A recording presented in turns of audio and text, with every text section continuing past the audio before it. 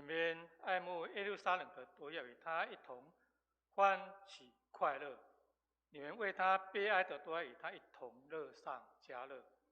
使你们在他安慰的怀中吃奶得饱，使他们得他丰盛的荣耀，犹如挤奶，满心喜乐。弟兄姐妹，我们静下心来，我们做一个祷告。亲爱的阿爸天父，我们感谢你，我们的心要称颂你，凡在我们里面的也要称颂你的圣名。谢谢你召集我们来到你的宝座前，求主帮助我们，不忘记你的怜悯，不忘记你的爱，不忘记你的一切恩惠，不忘记你对我们所说的每一句话，在经报中得着更新，如鹰展翅上腾，带着慈爱与怜悯的冠冕，去面对生活中的挑战。主啊，因为你赦免我们一切的罪孽，医治了我们一切的疾病，你用仁爱和慈悲为我们的冠冕，使我们的力量如鹰展翅上腾。求圣灵在我们中间运行，开我们的心眼，看见你慈爱如天离地何等的高，东离西何等的远。愿今天的敬拜、讲道与交通都能归荣耀给你，让一切受造的都在你的治理之处称颂你。以上祷告奉我主耶稣的圣名祈求。接下来诗歌敬拜，我们请敬拜小组。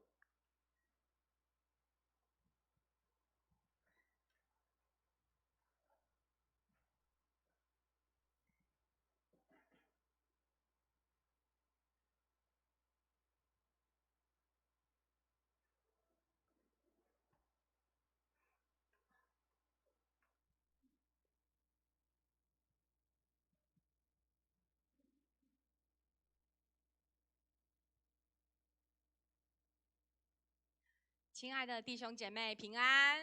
平安！感谢主，让我们一起可以在这个早晨一起来敬拜他，让我们一起打起精神，来到主的面前，让我们有活泼有朝气的来敬拜神。那我邀请弟兄姐妹从座位上站立，如果等一下敬拜身体不适，可以自行坐下休息。我们用开心的心情来诉说神的好，神怎样好？神是一个爱我们的神，神是一位好神。我们来跟旁边的弟兄姐妹，或是你前后左右的弟兄姐妹说：耶稣好爱你，也好爱我。耶稣好爱你，也好爱我。耶稣好爱你。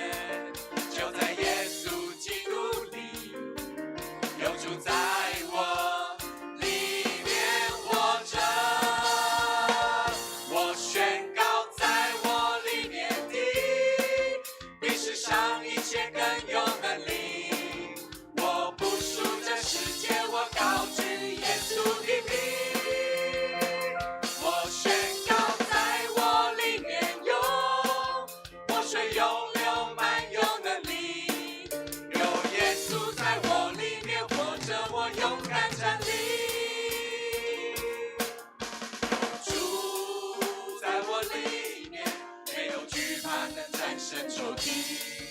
有主在我里面，没有惧怕，还得胜有余。有主在我里面，没有惧怕，能战胜仇敌。有主在我里面，没有惧怕，还得胜有余。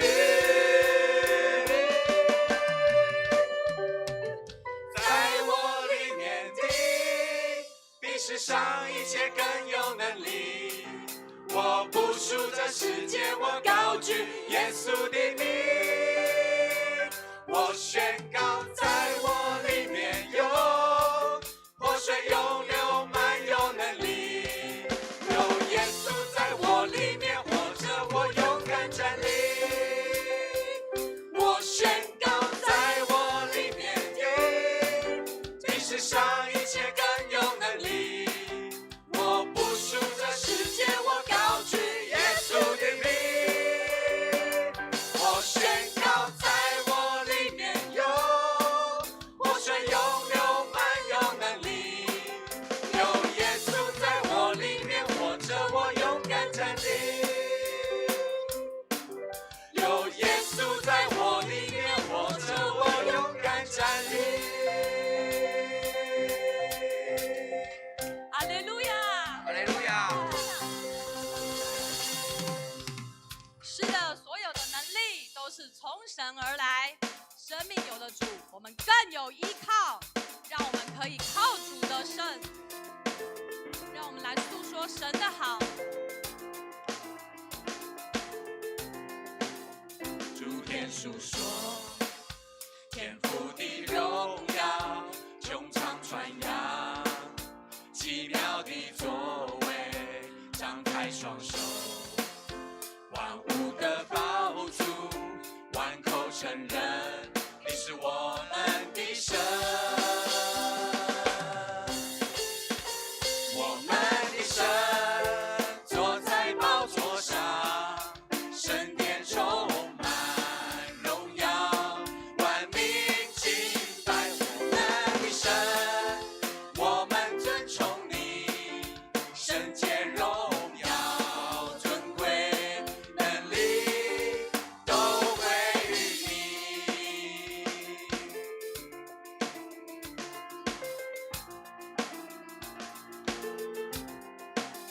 诸天述说天父的荣耀，穹苍传扬奇妙的作为，张开双手，万物的宝足，万口承认你是我们的神。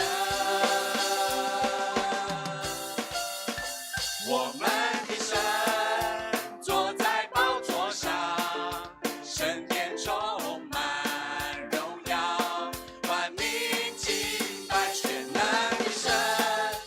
我们尊崇你，圣洁荣耀尊贵能力都归于你。我们的神坐在宝座上，神殿充满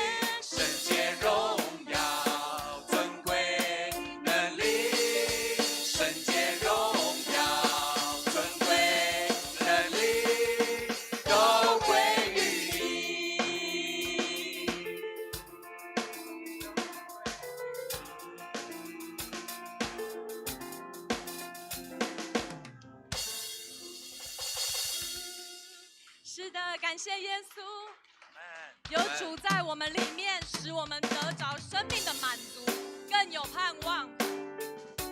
谢谢耶稣的爱，让我们更多的来宣告，更多的来宣告神的爱在我们生命里面的作为。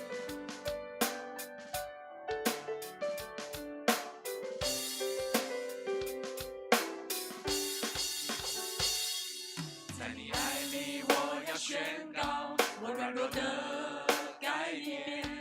在你爱里，我要宣告你是王。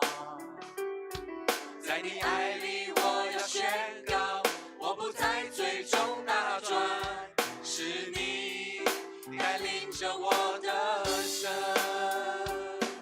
在你爱里，我要宣告我软弱的改变。在你爱里，我要宣告你是王。在你爱里，我要宣告我不再最终打转，是你带领着我的生。靠着耶稣的生，靠着耶稣的生，众生要靠着主爱去的生。靠着耶稣的生，靠着耶稣的生，不必惧怕挫败，甚至主恩更广阔，是你带领着我的生。在你爱里，我要宣告我软弱的改变。在你爱里，我要宣告你是王。在你爱里，我要宣告我不再最终打转，是你带领着我的生。靠着耶稣的生，靠着耶稣的生，众生山要靠着主爱去的生。靠着耶稣的生，靠着耶稣的生，不必惧怕挫败，甚至主恩更广阔，是你带领着我的生。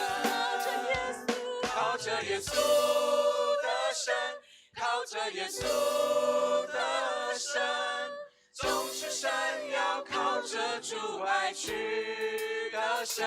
靠着耶稣的生，靠着耶稣的生，不必惧怕挫败，甚至主恩更广阔，是你带领着我的生。靠着耶稣的生，靠着耶稣的生，众生山要靠着主爱去的生。靠着耶稣的生，靠着耶稣的生，不必惧怕挫败，甚至主恩更广阔，是你带领着我的生，是你带领着我的生。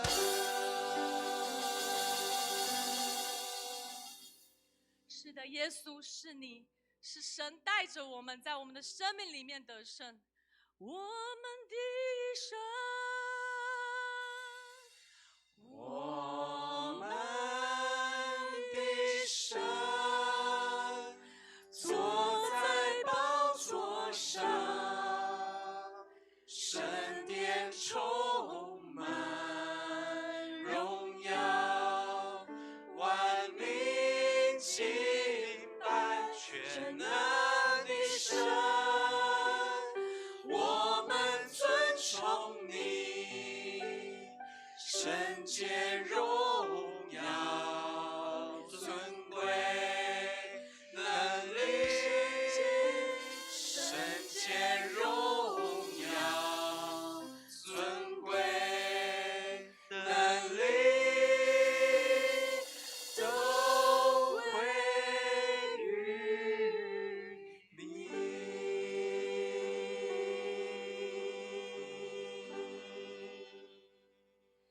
是的，是的，耶稣，圣洁、荣耀、尊贵、能力都归于你。阿门。阿门。因着耶稣不变的爱，他已经胜过死亡，胜过罪。虽然我们有时候有软弱，但是依靠已经得胜的耶稣，我们就不惧怕，我们就不在罪里面打转，我们的生命就可以靠主得胜。阿门。阿门。给主给我们的主耶稣一个最大的掌声。谢谢耶稣的爱，让我们一起用使徒信经来宣告我们的信仰。请。我信上帝全能的父，创造天地的主。我信我主耶稣。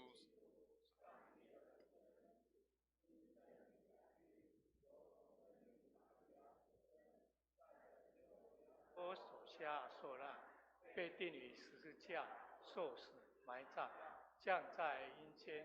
第3天从死人中复活，升天，坐在全能父上帝的右边，将来一同降临，审判活人死人。我信圣灵，我信圣的公之教会，我信圣徒相通，我信罪得赦免，我信身体的复活，我信永生。阿门。荣耀颂。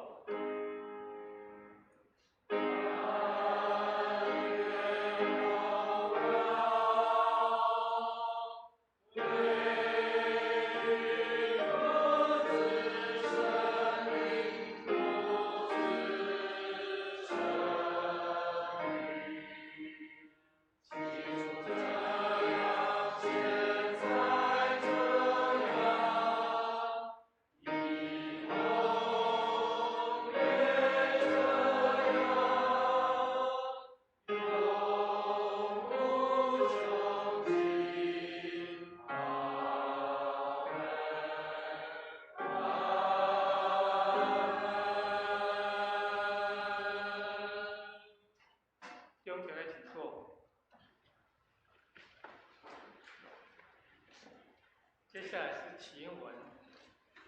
今天的祈文在诗篇23篇1到10节，诗篇23篇1到10节，有来请弟兄姐妹来应。耶和华是我的牧者，他使我躺卧在青草地上。他使我的灵魂苏醒。我虽然行过死荫的幽谷，因为你与我同在。在我敌人面前，你为我摆设宴席。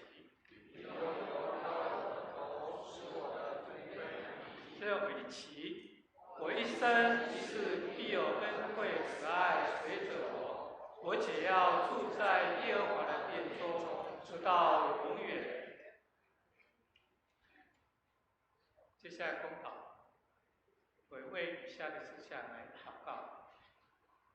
首先，我为中东国家宜兰来祷告，愿基督信仰进入他们的生活文化之中，国家百姓能更认识基督的信仰。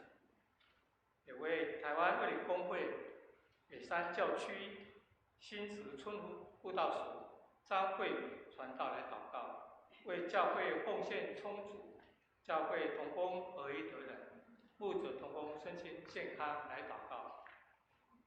为季节变化交替之际，台湾能够有足够的雨水，土地能得到滋润及万物生长来祷告。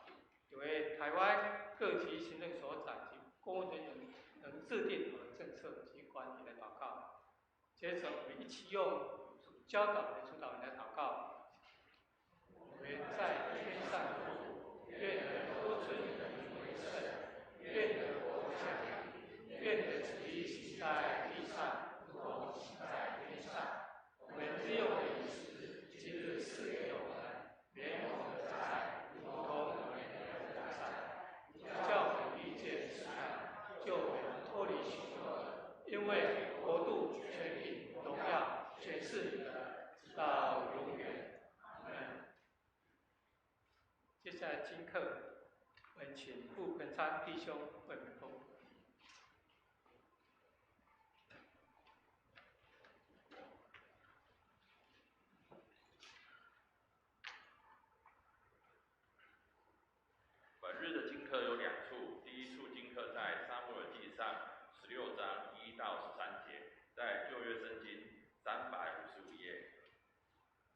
和华对撒母耳说：“我既厌弃扫罗做以色列的王，你要为他悲伤到几时呢？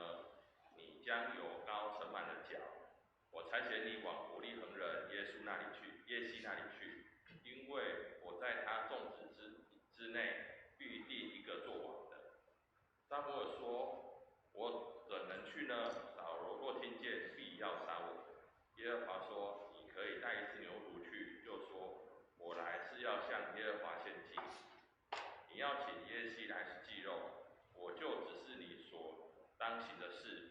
我所指给你的人，你要膏他。”撒母耳就照耶和华的话去行，到了伯利恒，那城里的长老都战战兢兢地出来迎接他，问他说：“你是为平安来的吗？”他说：“为平安来的。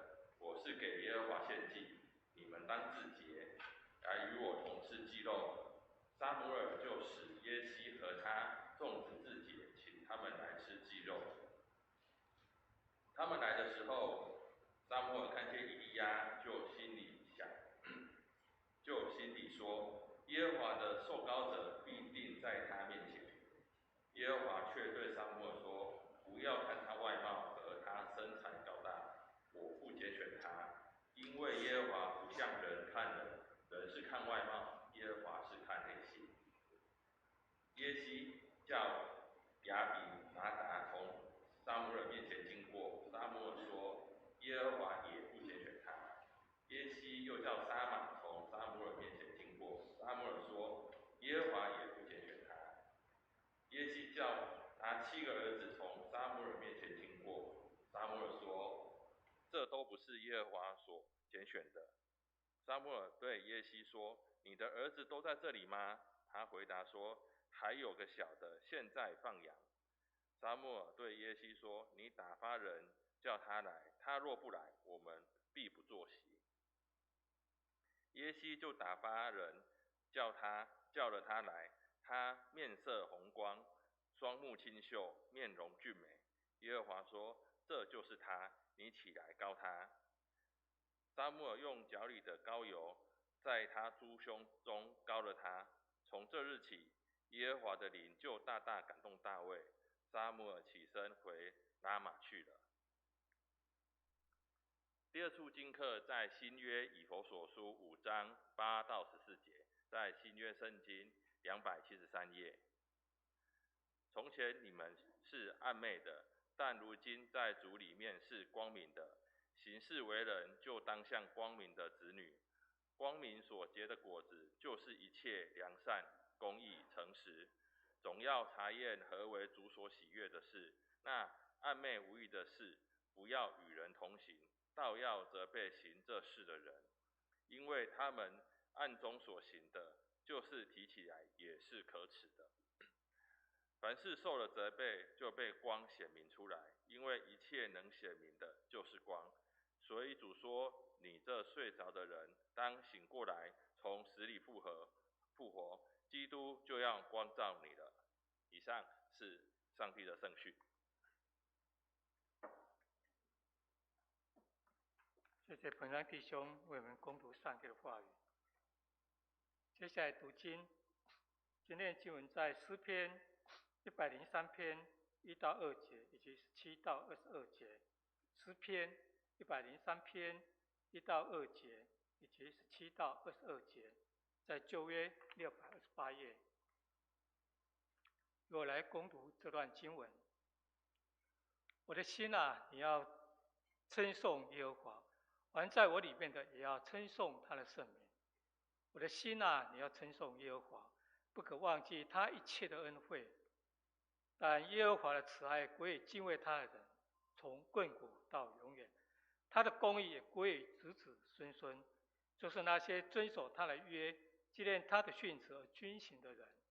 耶和华在天上立定宝座，他的权柄统管万有。听从他命令，成全他旨意，有大能的天使都要称颂耶和华。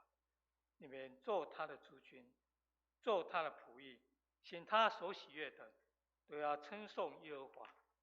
你们一切被他造的，在他所治理的各处，都要称颂耶和华。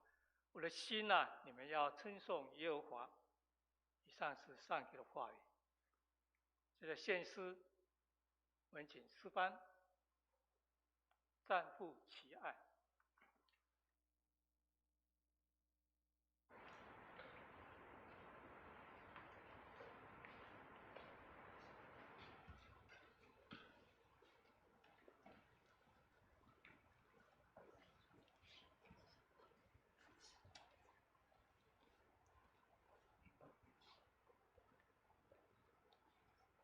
我们所献的诗歌有4节，到第4节的时候，我们请会众跟我们一起来唱诗献祭给上帝。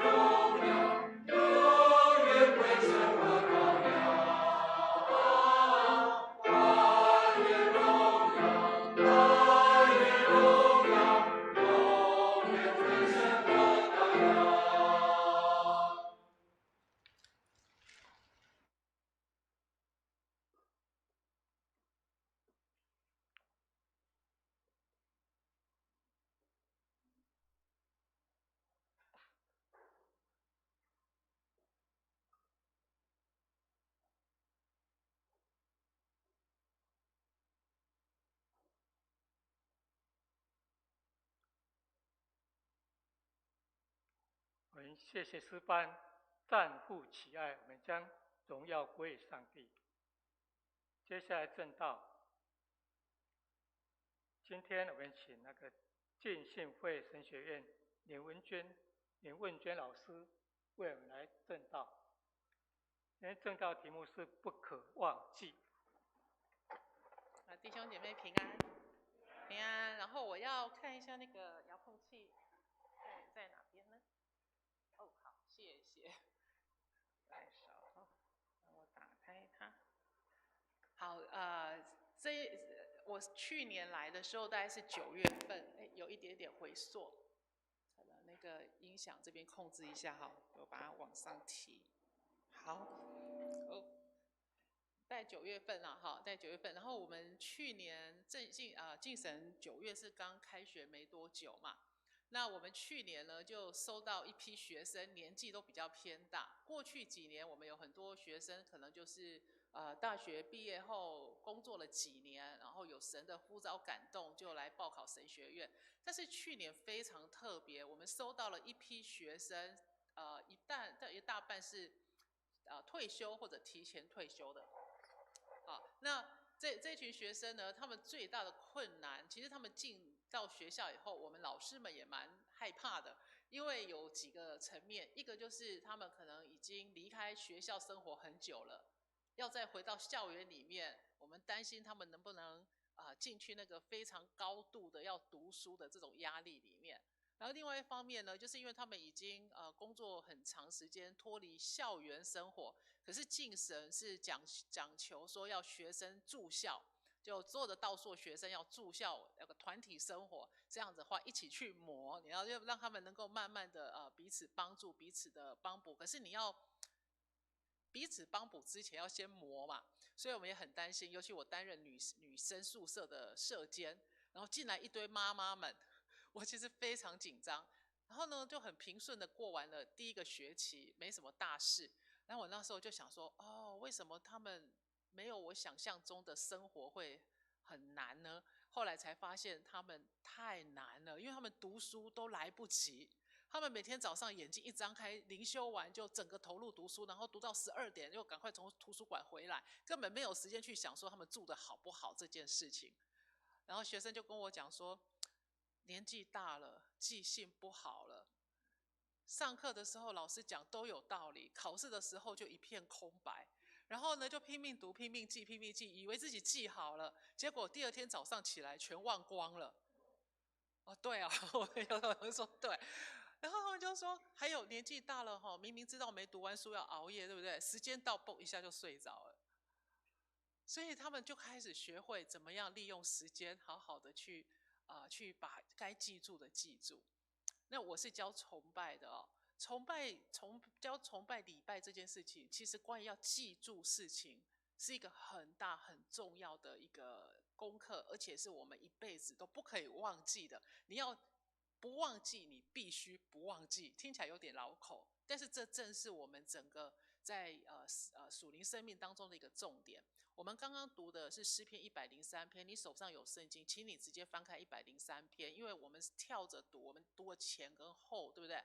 但是中间是诗人告诉我们不要忘记的内容，所以你手上有圣经，把它打开103篇。103篇其实是进去一个敬拜的场景，诗人对着自己的心在讲话，你要称颂耶和华，所以它是一个敬拜。不可忘记他一切恩惠，不可忘记。我们在教崇拜的时候，有一件事情是需要先去解决的到底什么是敬拜？在定义上，敬拜其实是人对上帝的大能的一个适当的回应，就这样而已。我们对上帝做了什么，然后我们有回应，就是敬拜了。可是这样子不解决另外一件事，那你为什么要聚集在一起敬拜？你如果看到了上帝所造的各样的美物，各样的山川华丽的景象，你就赞美他，这样就构成敬拜。那你为什么要在礼拜天聚集敬拜呢？所以我们就要从圣经来看什么是聚集，就是团体敬拜。这个是在申命记4章10节，摩西他对约书亚他说，你在何烈山站在耶和华你神面前的那日，耶和华对我就摩西说，你为我招聚百姓，要叫他们听见我的话，使他们存活在世的日子可以学习敬畏我，又可以教训儿女这样行。礼拜是上帝设立的，要人所做的事情。我在上礼拜学常问学生说，礼拜是为谁设的？大家都不敢回答说礼拜为人设因为其实礼拜是要我们去守的，它是为我们所设的。但是礼拜是要将荣耀归给上帝的。可是这个礼拜你要荣耀归给神，要敬拜神有很多方式。可是礼拜聚会，我们聚集在一起，每个礼拜天聚集在一起敬拜，是有上帝他的一个心意的。他要我们招聚在一起的时候，听见他的话。所以，我们刚刚是不是有听见他的话？我们读了圣经，听见他的话。可是不止这样哦，我们刚刚在敬拜团带领我们唱诗歌的时候，里面也有上帝的话语，你有认出来吗？刚刚我们在诗班献诗的时候，里面有神的话语，你有看见吗？那个都是听见上帝话一部分。然后这个听见不是只是听进去有口无心，或者听进去就飘过去而已。他要我们在这个过程里面学习敬畏他。我们在里面说，我们一起站起来，我们恭敬的去读，都是一种学习敬畏，甚至把它活出来也是学习敬畏。然后要教训儿女这样行。所以我们现在明白了礼拜是为了什么，但是它不解决另外一件事：上帝为什么要这样？我有青年还没有信主的青年在教会跟我说：“我知道啦，你们基督徒做礼拜就是要上帝给他按，就是要给上帝按赞。”好，他用现代人的方式想，就是说你们去做礼拜，然后给上帝按赞，很聪明哦，他可以这样子去联想哦。但是这个还是差了一点意思。我们人在我们的脸书上面啊，或者我们 po 出我们去哪里吃东西啊，我们要人按赞，为什么？因为我们希望人看到我们过得好，我们希望人家觉得你今天吃的这个东西很棒，你希望把它分享出去。反正按赞是有它一个目的，对不对？但是上帝的目的呢？他图的是什么呢？他会因为我们敬拜他就更加荣耀吗？你去想哦，上帝的荣耀是无限大，对不对？无极无终止了，所以我们的赞美可以让他更加荣耀吗？他已经到顶了耶。反过来想，如果我们没有好见证，我们做了不对的事情，上帝的荣耀就会真的减损吗？你没办法减损上帝荣耀，他那个光一下去，所有的黑暗都被照开的，对不对？我们是没办法因为人的作为去影响到上帝的减损。这边我要先讲一个观念，免得你们想错。我们的人是会亏欠了上帝的荣耀。我们没有好见证，我们人犯罪，我们亏欠了上帝的荣耀。我们从一开始犯罪就亏缺了上帝的荣耀。从一开始上帝造人，他看为这是好的，但是因为始祖犯罪之后，我们亏缺了上帝的荣耀。这不减损他的荣耀，可是我们使他名声不好，我们会使他名声不好。但是上帝还是那个完美的上帝，所以如果他不图我们的赞美，我们的敬拜，让他更加的荣耀，到底他要的是什么呢？这个答案是这样子的哦，上帝他要人跟他维持住一个关系。他从一开始造人的时候，他就特别把人拣选起来，有那个关系。好，今天我会告诉他那个关系，那个整个建立，我觉得那个是整个我们的信仰里面最奥秘的一个部分。为什么呢？我们人有时候连自己都不喜欢自己了，对不对？他怎么会喜欢人到一个地步，为了维持住那个关系，到为人而死？这个是奥秘，我们不能理解。我们的学生也会有冲突啊。他说还不如是喜欢一只天竺鼠。我说好，你要这样想可以，但是你还是要回来想想你的弟兄姐妹，他们还是比较可爱的哈。他们在牧会里面受到了困难，就跟我说喜欢天竺鼠，因为天竺鼠无条件的爱他。我说有天竺鼠有条件，他们想吃啊，是这个样子的。我们的神要我们记住他，不可忘记他的恩惠。他不是图我们给他按赞，也不是图他会更加的荣耀，他是要我们记住，才会记住那个关系。我们为什么要记住那个关系呢？因为当我们遗忘了，我们就失去了一个身份。在刚刚的那段经文之前，其实以色列百姓是聚集在西乃山下，就何烈山下。摩西奉主的命去问这些百姓：你们愿不愿意成为我的人？你们是不是我的人？你们若真听我的话，遵守我的约，在万民中就是属我的子民，因为全地都是我的。我有时候觉得这个神他为什么对人发出一个让我们可以自由选择的状态，这个真的是没办法理解。全地都是他的，可是他说你们若属我，就是有一个但书哦，你们若属我，那你们就可以做我祭司的国度，为圣洁的国民。所以这边有两个重点，第一个重点是这些人必须是属他的，那个是一个关系，你们是我的，我们跟上帝的关系是这样。但是第二个状态是因为这个属于他，我们就有了身份。我们是属于祭司的国度，祭司是站在人跟神中间的中保。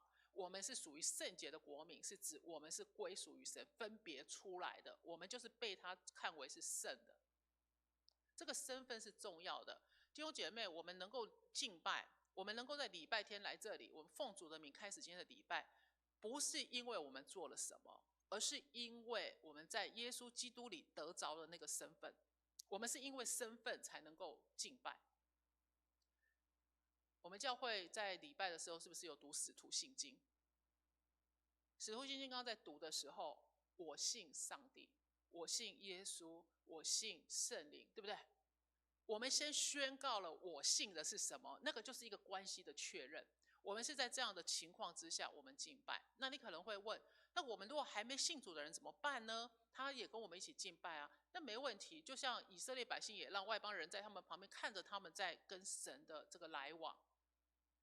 不同的是，我们盼望我们的敬拜成为一个见证，这些还没有真正跟上帝建立关系的人，可以因着我们的见证，因着我们对他的仁爱，对他的各种的帮补，或者对他的一个同理，或者我们什么都没做，可让他们看见我们的信仰，他能够认识这个神。所以在敬拜聚会当中，的确是这一些跟上帝有关系的人在敬拜，他才是一个有神的，从神那边看有果效的状态。在彼得前书2章9节有一段几乎一样的说明的训词一个训词，唯有你们是被拣选的族类，所以再一次我是被拣选出来的有关系的这一群人，是君尊的祭司，是圣洁的国度，是属神的子民。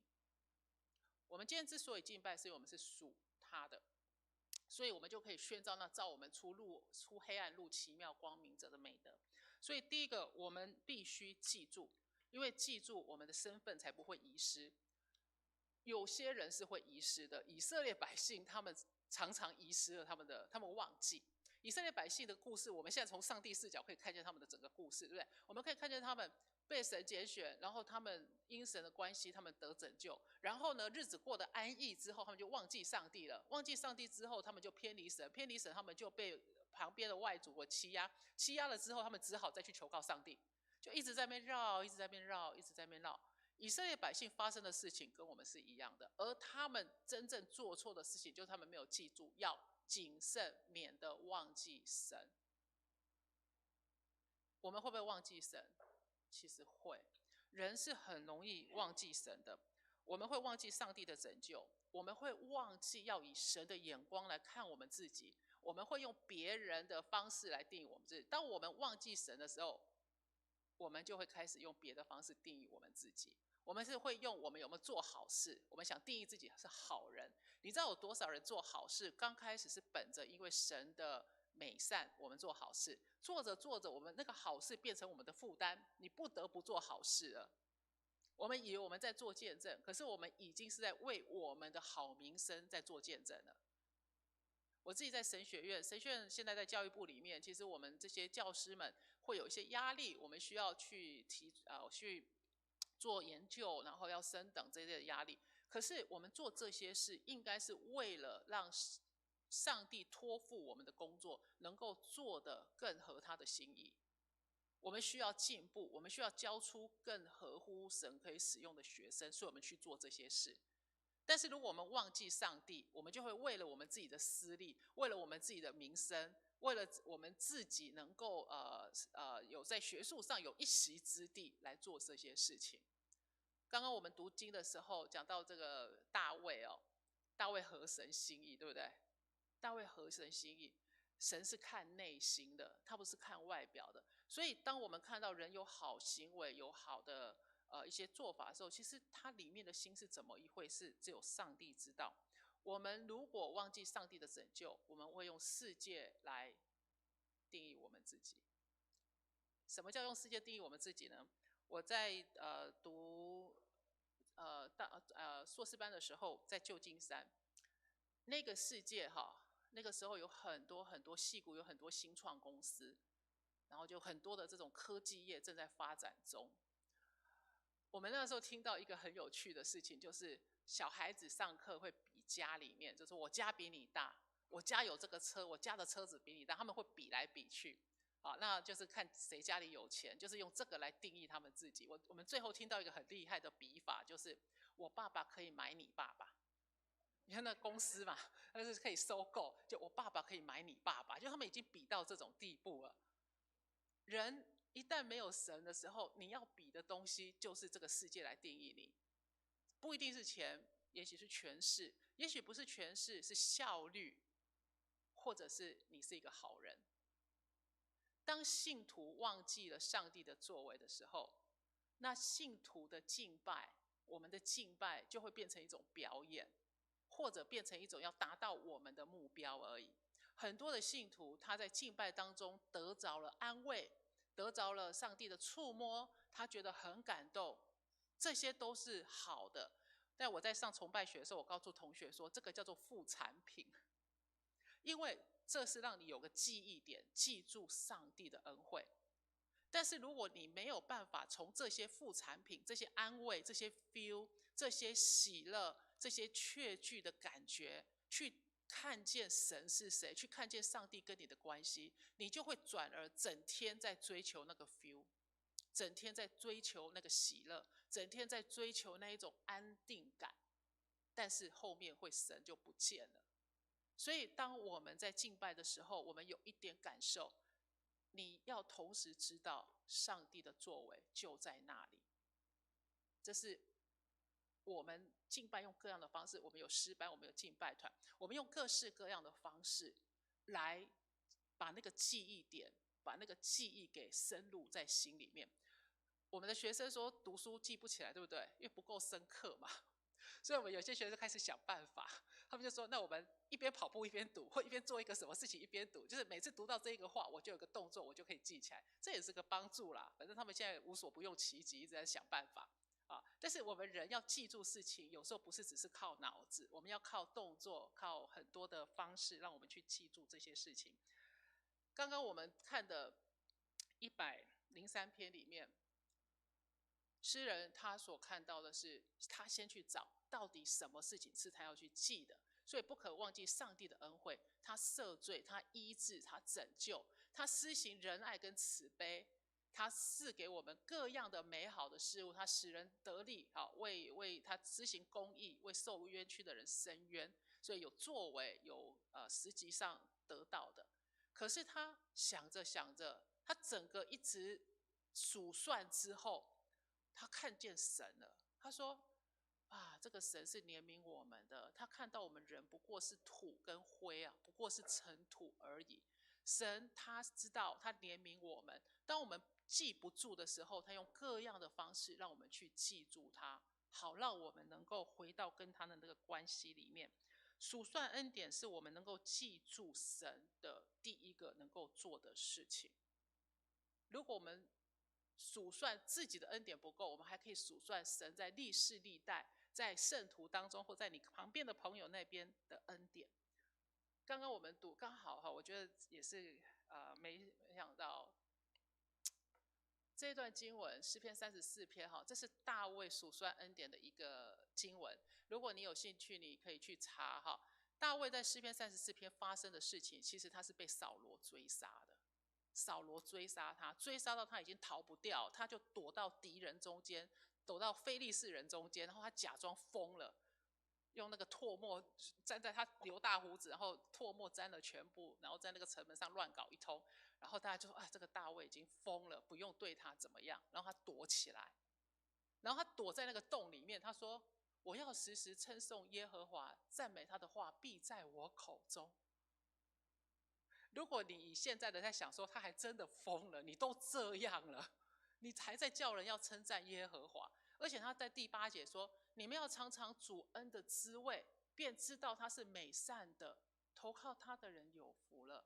是什么原因让大卫能够在一个已经可能要死的状态，被追杀到无路可逃，逃到敌人阵营当中，并且让自己这个王这个将来他已经受膏，但他还没做王，将来的王把自己搞得乱七八糟。结果他说你们要尝尝主恩的滋味，因为他明白，他记住那个神。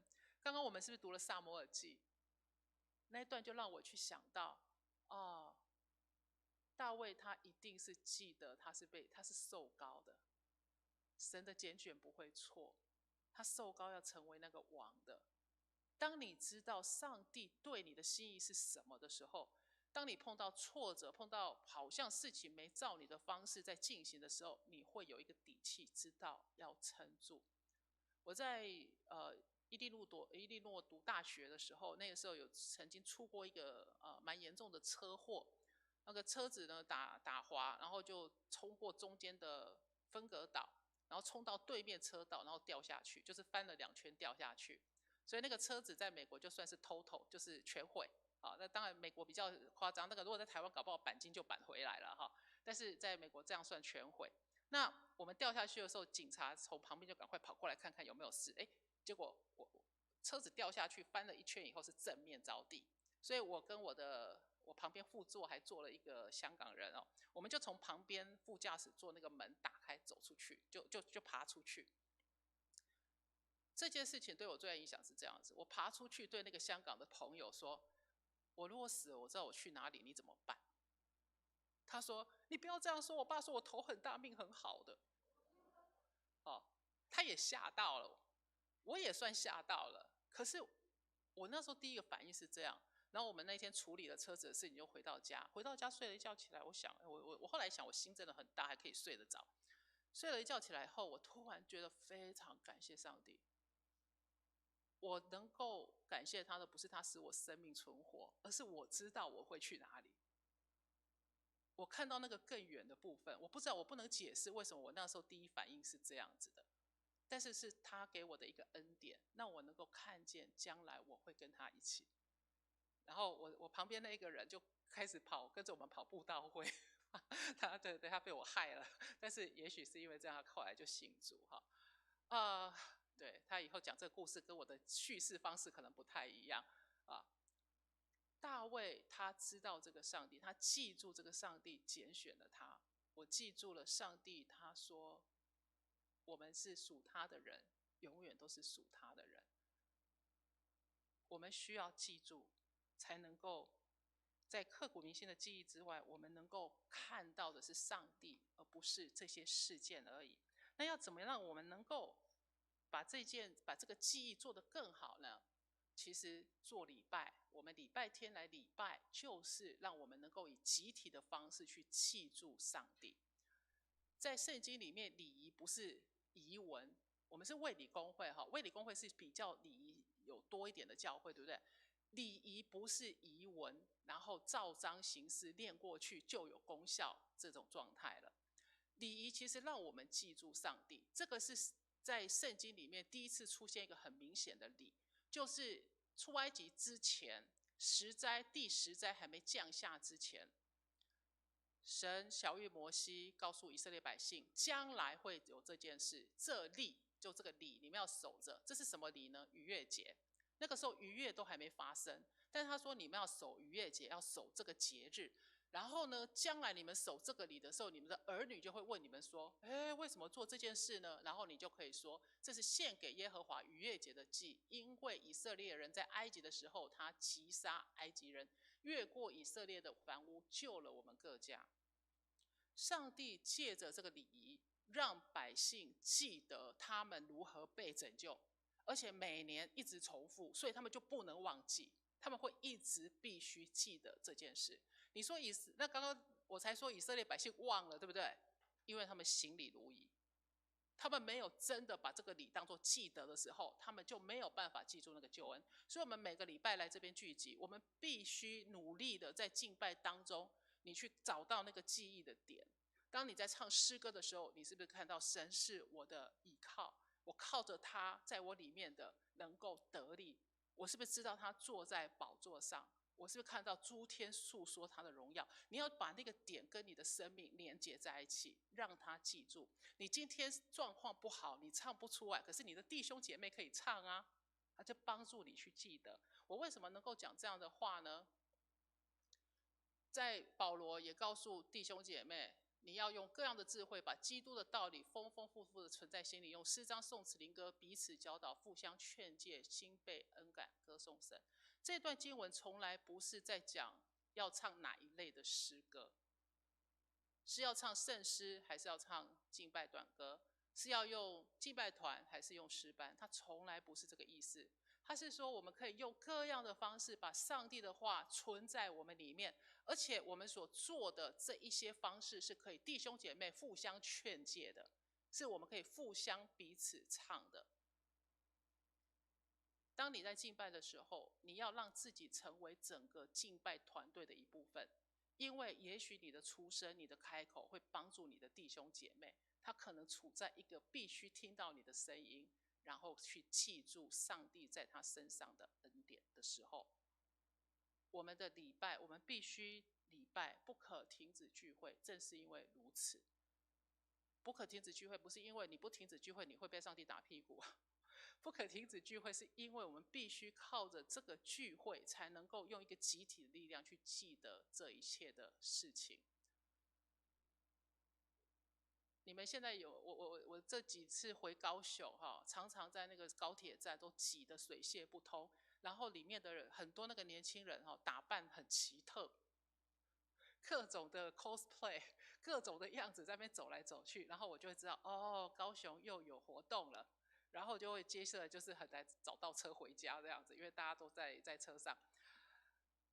我在看这些现象的时候，我是觉得很有趣，因为我自己是追星族，我小时候是追那个英国乐团的，我们那个时候没有网络，靠电话打电话跟写信，我组了一个100多人的歌友俱乐部，高雄20-30个人，台北有70-80个100多人歌友俱乐部，有收会费，然后每2个月要办活动做刊物。我的行政长才大概就这样练出来的，这是万事互相效力啊。但是为什么我们那时候组这种歌迷会呢？因为这样才有力量啊。你组一个歌迷会，这个人可以提供一点，那个可以都提供一点，你不想迷了，还有别人说，你为什么不要喜欢他们现在又出新专辑了，赶快去追，就是大家的消息就这样通起来了。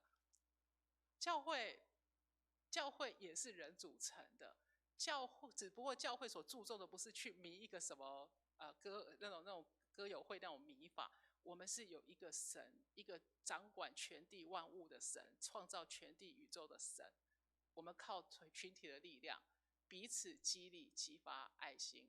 在圣经里面讲不可忘记的事情，除了不可忘记的恩惠，其实还有几处，有一大半是在讲不可忘记上帝，但是还有一部分一半是在讲不可忘记接待客旅，不可忘记行善跟捐书。也就是说，当我们不忘记神的时候，我们同时也把这一些关于神的心意的事情做出来。我们不忘记接待客旅或不忘记行善捐书，并不是因为这些可以积功德，对不对？不是的，而是因为这些是上帝的心意，他要我们在记住他是慈爱的，是公义的，是良善的，是给我们各样恩惠的同时，我们把这些事情也做在我们弟兄姐妹甚至还没有信主的人身上，来接待这些人，不要忘记行善跟捐书。为什么？因为神的时间到了，不可忘记神的时间。他看1日如1000年，1000年如1日。刚刚那段经文不可停止聚会，其实最后说，既知道那日子临近，就更当如此。我们不知道神什么时候要来，但是我们在地上，我们就是努力的不要忘记，撑到最后，不要忘记。或许我们可以传承，或许我们会直接见主，我们不知道。我们在神学院里面做教学的也是如此。在9月份我来分享的时候，我有讲到我们在预备这个建堂，不建堂就建我们的校舍哈。那预备我们是要2亿就要开工，所以我们现在计划书已经出去了。计划书有晚了一点点，有2个原因，一个是因为我们目前的这个校舍就是歪斜的那个校舍外面在都更啊。所以我们现在不能用原来的那个基地，因为那边也在都更，所以我们觉得这样是比较麻烦，所以我们就换了一个基地，所以叫重画那个设计图。那现在也画好，已经送出去了。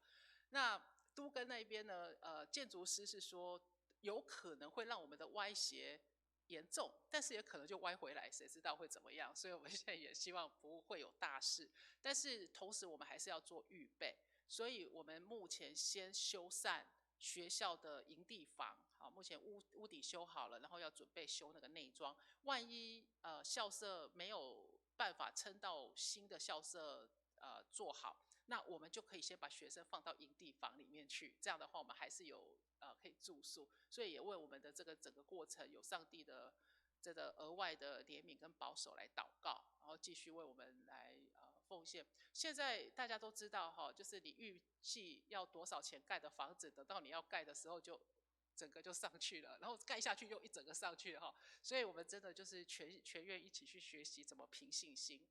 那另外一方面呢，我们有些弟兄姐妹知道我以前在圣光神学院嘛，那我前阵子过年的时候有回来跟那个陈吉松院长我们就聊聊天，老的同事，他是我以前的主管嘛哈，院长。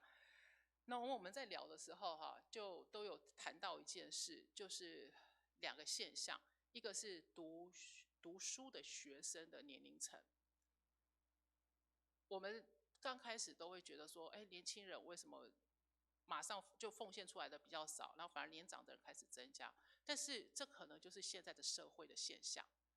我们进神有在职专班，我们在职专班的学生年龄层反而比较低一点点，因为现在的社会可能这些年轻人必须要负起他们很多在社会上或在家庭里面的责任了。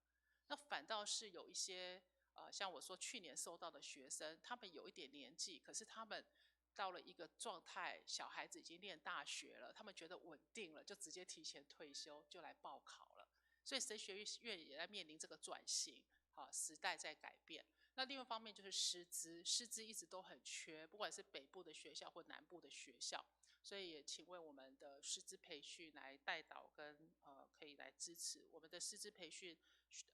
老师在外面大概一年大概要100万左右，这个其实现在在美国大概很难，但还有一些别的帮助。但是我们有一些学生愿意，过去的学生毕业后当传道，然后我们再去跟他谈，希望他出来担任以后的师资，他们也要就放下教会这样。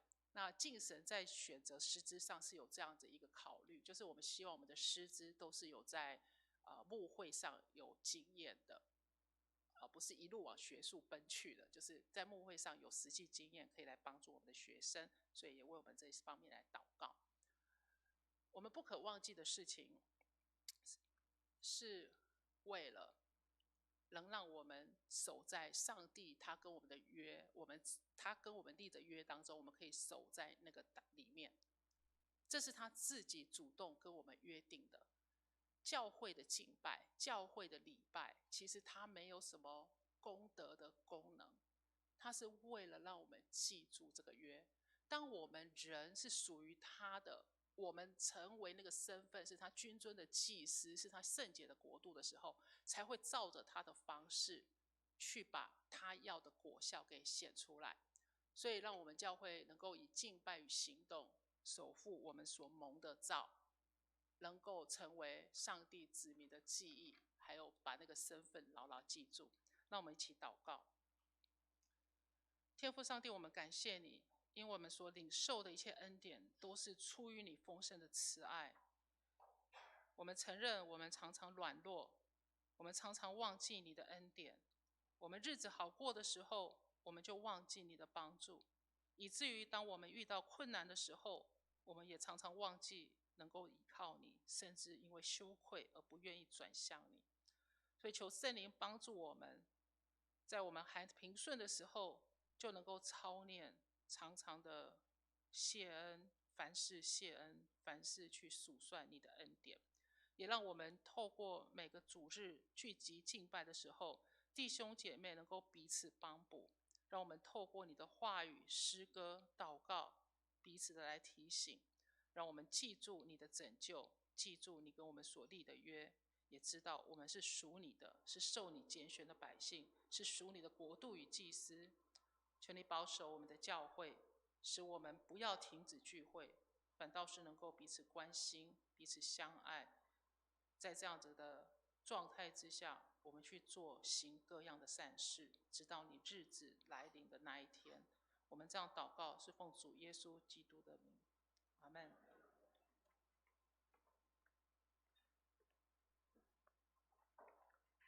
很谢谢林文娟老师为我们传讲上帝的话语，不可忘记，我们不可忘记神对我们的怜悯，神对我们的爱，神对我们的一切恩惠，神对我们所说的每一句话，凡事谢恩，凡事感谢。接下来回应诗歌，弟兄姐妹请起立。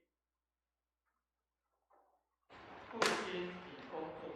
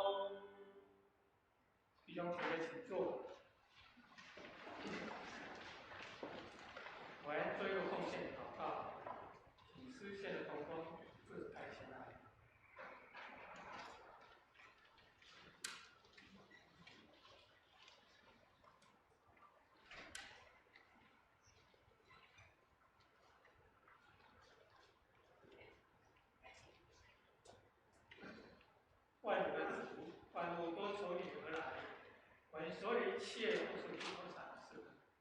我们把从你而得的献上些许的金钱，作为同光堂的事工使用，愿主悦纳。祷告奉我主的圣名祈求。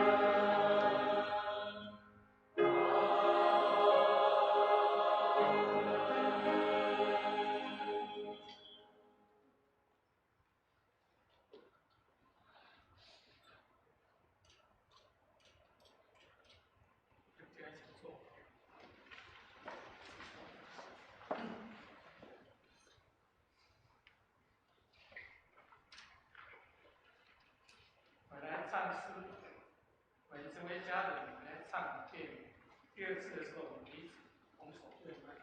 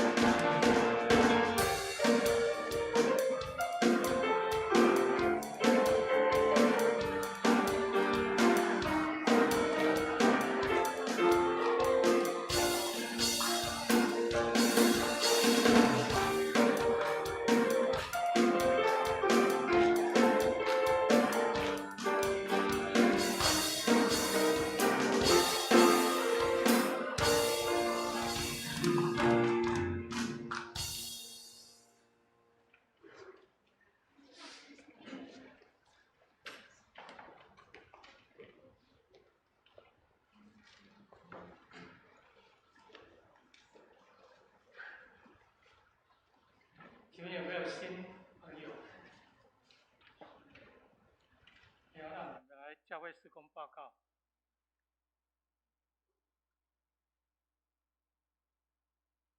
那本周为敬神指示，我们感谢浸信会神学院的林文娟老师，感谢。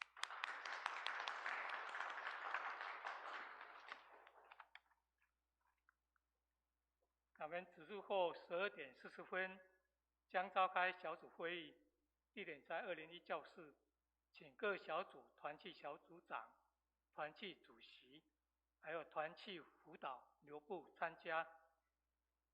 本周教会成人主日学开课，欢迎弟兄姐妹参与课程简介及至各班上课。我们期待新的一年以研读圣经、活出真道为目标，让我们透过学习圣经来活出新生命。以下介绍上课时间、班级课程以及教书如下。那个时间是在周日11点40分到12点半，那共有4个课程。约翰福音导读下，那教师是林继博、李迪华，在205教室。那第2堂课是以西结书，教师是赵少文、谢慧玲，在201教室。第3堂课是提摩太前后书，教师是贺兆典、王如君，在6楼活动室。第4堂课是腓立比书与哥罗多书，教师是周雄跟王华宇，地点在5楼餐厅。那弟兄姐妹可以择时间参加。4月5号复活节主日，教会将安排受洗以及转入礼拜。若有意愿受洗或转入本堂福音的朋友，或者主内肢体，可以牧师和传道个别上出现的课程。那报名请洽办公室。自2月18号开始，除了每周主日外，到4月5日复活节主日，总共有40天为大斋期。牧师将预备大斋期期间，每周3中午11点带领禁食祷告，并邀请弟兄姐妹，若身体状况许可的话，可以参与每周1餐的禁食。为募集社会关怀经费以及配合大灾期减危进食，总会社会关怀委员会将推动少一道菜多份爱的活动，在大灾期40天中，透过进食节约的餐会或所节约一道菜钱，可以奉献到总会社会关怀的仁爱捐款里面，欢迎弟兄姐妹参与。那活动配合教会大灾期到4月2号第2周为止。那奉献请注明为总会社关活动奉献。接下来，我们4月11号星期六上午9点半到11点45，将由我们荣光堂姐妹会承办别人会。那以上我们请师母为我们来说明。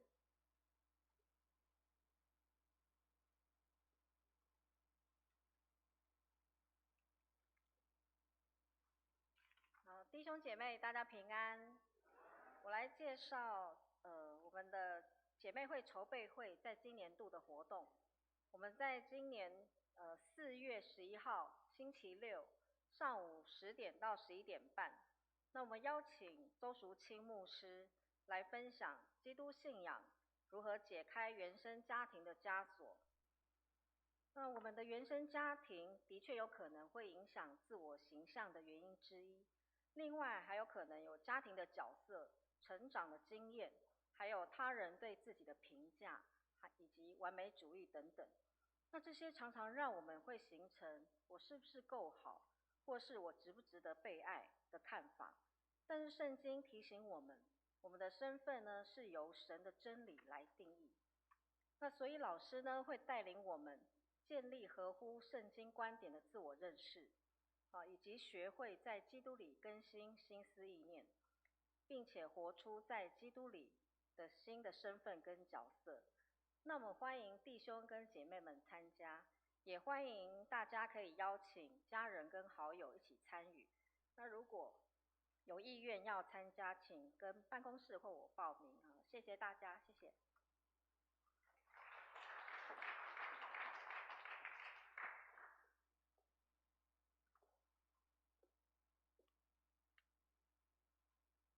记得4月11号星期六上午9点半到11点45，欢迎弟兄姐妹报名参加。那受难周祷告会将在4月13号星期五晚上7点举行，将以泰泽祈祷方式进行。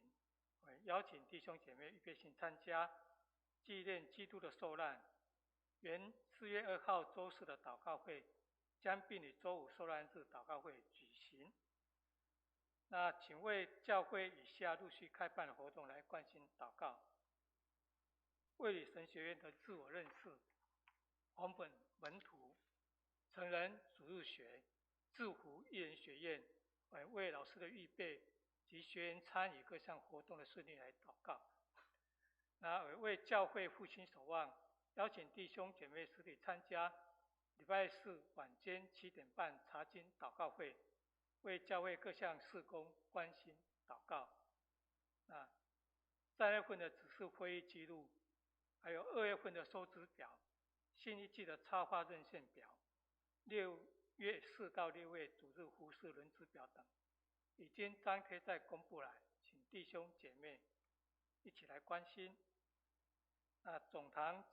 总会建堂消息，请弟兄姐妹同心为教会的宣教大楼所需的建造款项来祷告，求主赐下充沛的资源和其使用，并让有感动的弟兄姐妹持续为总会的宣教工作来持续奉献。那奉献请注明为总会建堂奉献。以上报告。有牧师有没有要补充的？好，弟兄姐妹，牧师这边有几点做一些的补充跟说明啊。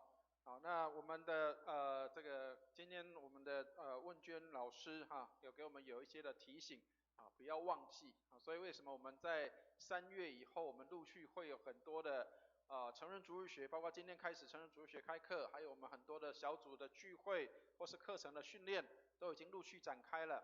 所以大家可能会觉得，3、4月好像开始都很忙碌啊，所以请弟兄姐妹我们能够来依照顺序，按我们的个人的需要，我们也能够来参与跟配合我们的成人主日学的课程，还有我们在预备复活节的这段时间的大斋期，让我们也能够做一些很好的预备那当然刚刚大家看我这样上来因为没有好像这个还可以了没有什么太大的问题。没有说因为禁食所以就瘦下来了或者是怎么样所以不用担心。很多人说禁食会不会这个对身体有影响当然我们要依身体的状况。那我们在这几周我们的这个周3的中午的这个禁食祷告会，那也有一些弟兄姐妹有参与当然不是说所有的人都要参与了依我们身体的状况许可。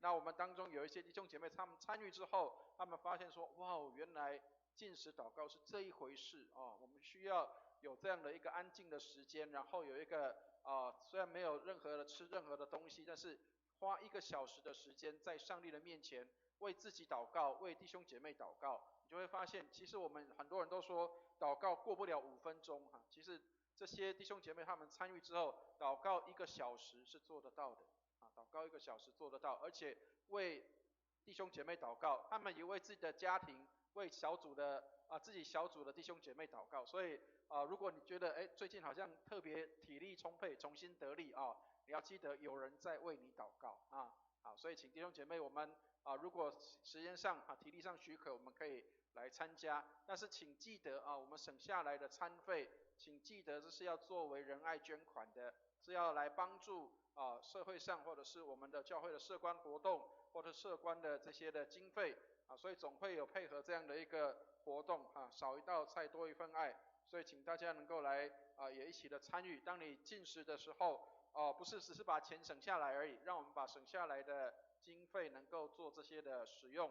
那刚刚师母也有报告，4月11号是培灵会，我们的姐妹会的培灵会原则上我们for姐妹啦但是弟兄们如果想要来听的话就是请就是能够来跟这个筹备会来做报名我们要慎选，希望就是能够弟兄们尽量我们能够来听姐妹们他们上完之后他们的这样的一个回应那我们尽量让姐妹们多来参加。那这个是南教区的一个主办的活动，那由我们的教会来承办，所以请弟兄姐妹我们为这样的事情来祷告，让我们更多对自我认识对自我的了解。所以3、4月后有很多的活动陆续要展开了，那请弟兄姐妹我们都预备心，能够来进入这样的一个美好的时刻，让我们更多增加记忆点能够不忘记上帝的话，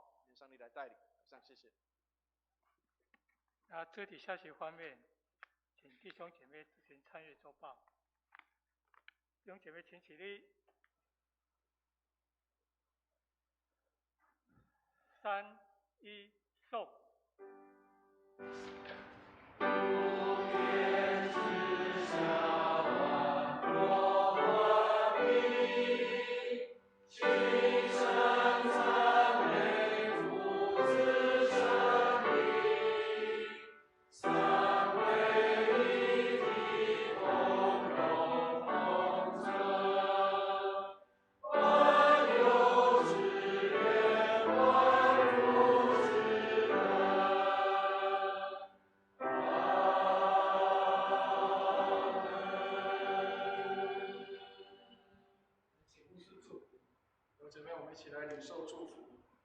慈悲我们的天父，感谢你将你的话语赏赐我们，使我们不忘记，使我们时常思想你的话，并且能够昼夜思想。主啊，使我们成为有福的人，让我们不单得着这祝福，也将这祝福传递给许多有需要的人，让他们也能够来蒙福。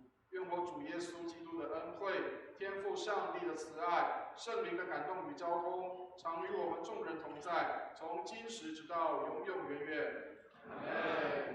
阿门。颂。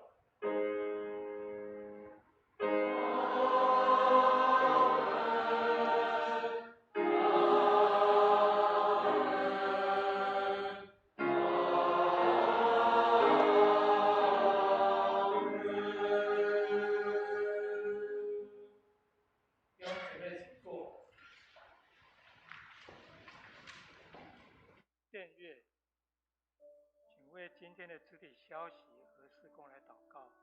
有病痛、忧伤的，请到前面来，牧师要为你们